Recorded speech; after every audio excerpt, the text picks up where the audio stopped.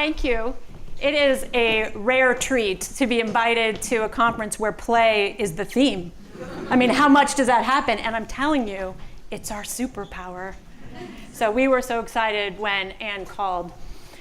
To understand Playworks, you really need to understand our core belief. Let me see. Oh, that's a pointer. Somebody, oh, there. We believe in the power of play to bring out the best in every kid. Number one, that means we believe there is a best in every kid. Number two, we actually believe it for adults as well, which is why we're here playing with you, with our staff, playing things like booty bumping. And I hope you'll experience that with us at recess, because it is the feeling of connecting with others through play that is the most powerful thing about it. So we play games like Foursquare, kickball, banana tag, Band-Aid tag, switch. The games go on in elementary schools all across the country. And that sounds like a lot of fun, which it is. It's also getting them physically active, which is good. But the secret to the whole thing is that the kids, unbeknownst to them, are learning how to cooperate, how to take turns, how to be kind. When someone gets out, how to give them a high five, how to be respectful, how to include others in the game, how to adapt when the game's challenge means that you're not winning. All of those skills that are so important, they're learning on the playground. As a result, they're more physically active, bullying disappears, discipline referrals plummet, the kids go back to class focused and ready to learn, and everybody likes school better, adults included.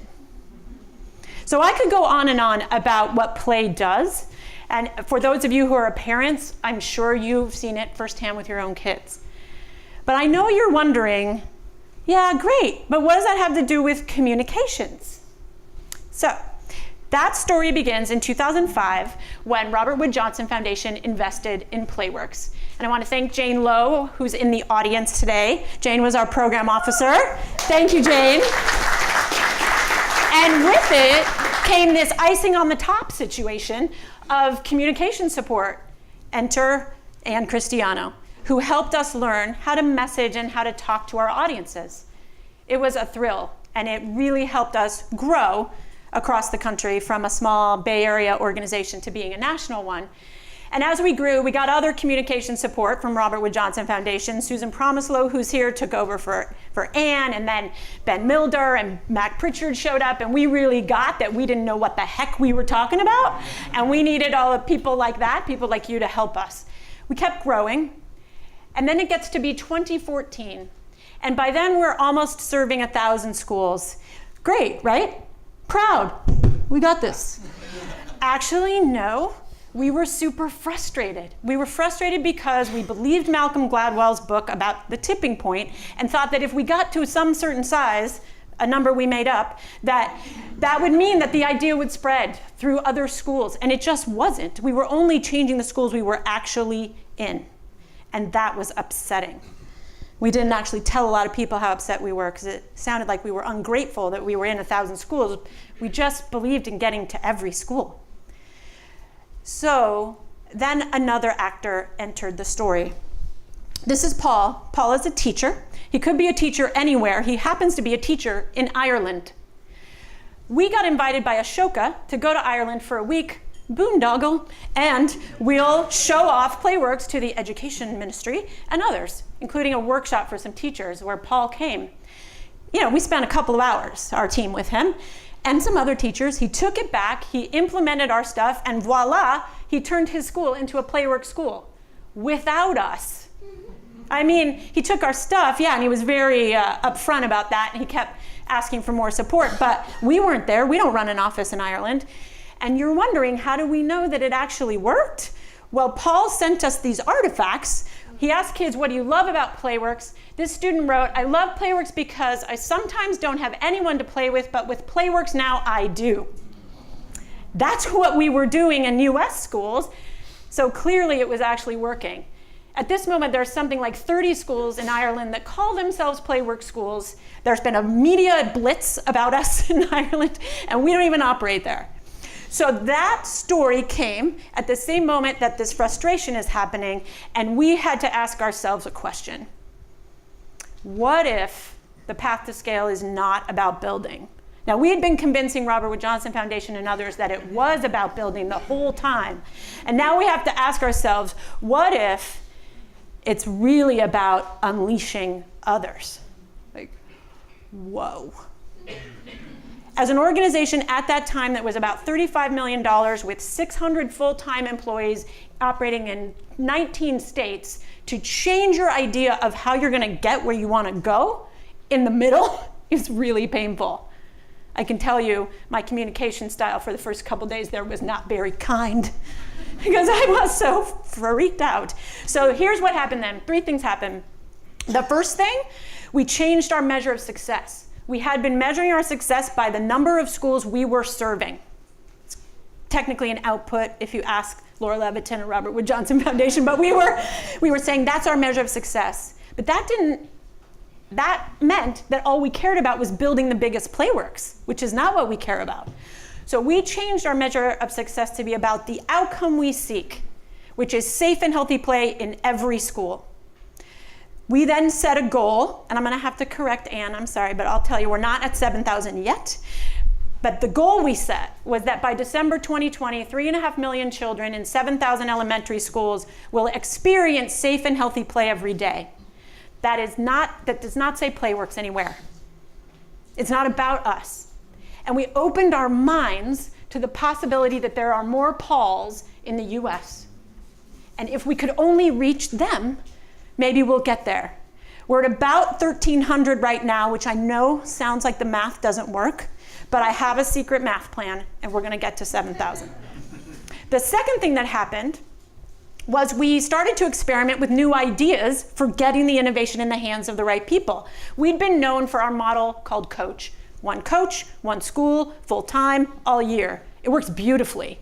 And the randomized controlled trial data is awesome, but we can't scale that thing. It's too expensive. So we started experimenting. One of those experiments is called Team Up. This is one of our Team Up coaches, where they spend 1 week a month at a school in 4 schools and modeling what we do, teaching the staff at that school how to be a Playworks school.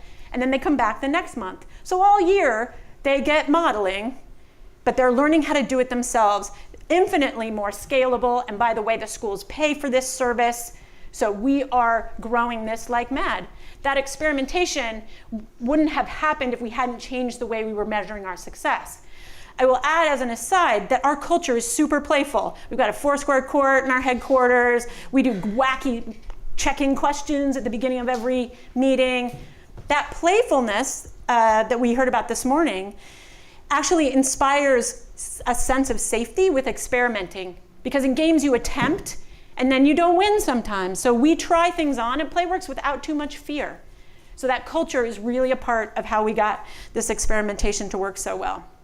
And the third thing, which is what I want to show you a little more about, is we turned to communications, because we weren't going to reach everybody, right?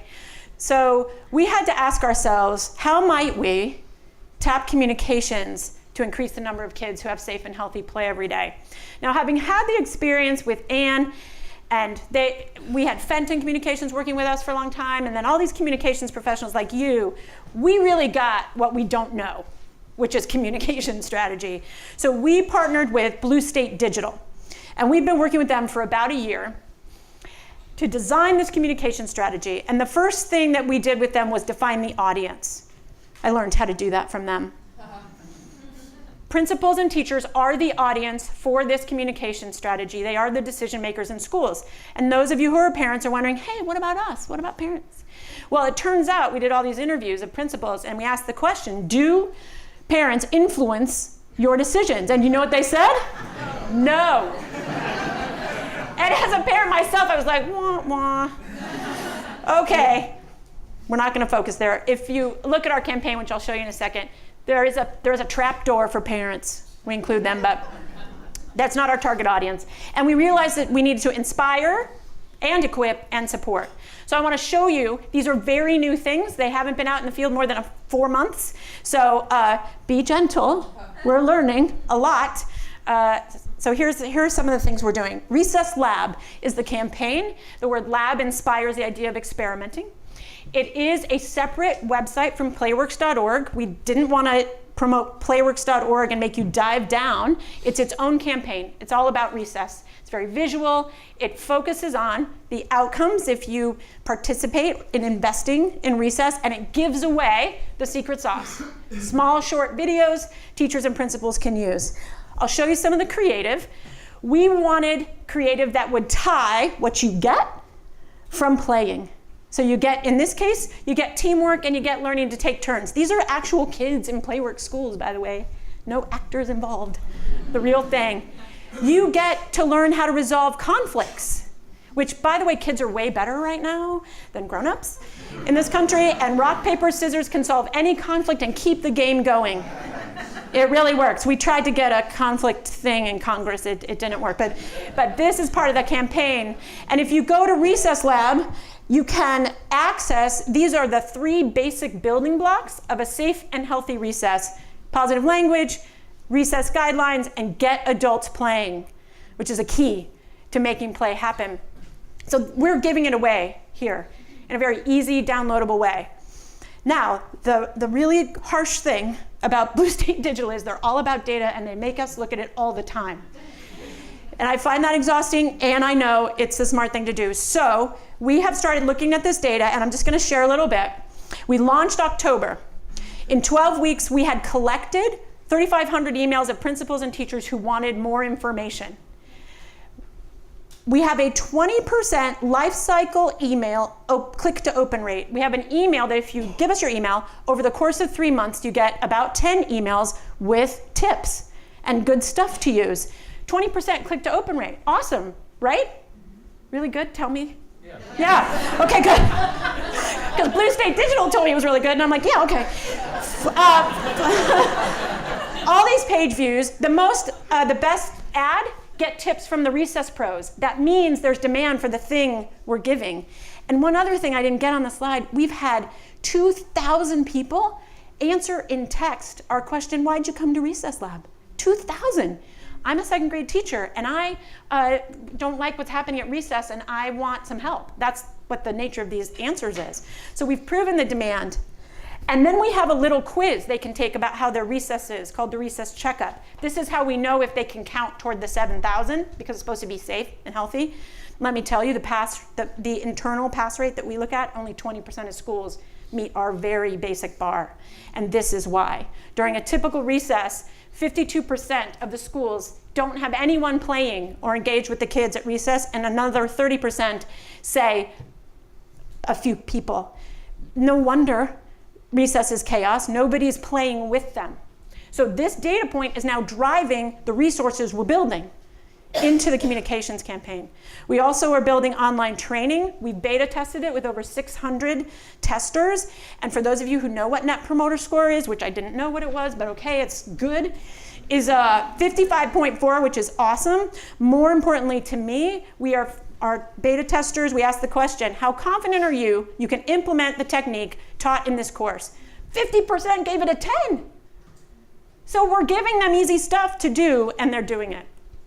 What we're doing with this campaign now, in April, Recess Week will be a big hoopla, woo, woo, woo, everybody come to Recess Lab kind of advertising thing. We're making new courses so that as we're looking at that data that comes in through the recess checkup, where are their pain points? We're designing resources and putting them back into Recess Lab and creating courses. It's this like constant cycle, testing. And then finally, we've figured out that whole idea of unleashing means you're not doing it alone. That if we worked through partners, networks, whose schools are already affiliated for some other reason, like Castle, which is an SEL organization, their schools already care about school climate, so aren't they the natural place to send Recess Lab out? Similarly, Active Schools and Alliance for a Healthier Generation.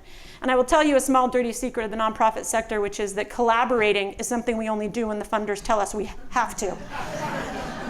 And so when we changed our measure and it became clear that in order to reach 7,000 schools, we actually needed other organizations and their networks, I had to figure out what was in it for them. And I have gotten very good at figuring out what's in it for them. and the Boys and Girls Club of America and Playworks are joining together on something that is going to serve them and serve us, and it's going to be bigger and better than ever. It took me about a year to get them to trust me, but I did it. So these strategies are very new. The key for me, for you to take away, is that we are using communication strategies to have the impact, not to talk about the impact or to increase our brand, but to actually have the impact. And that is what is going to get us to 7,000 schools.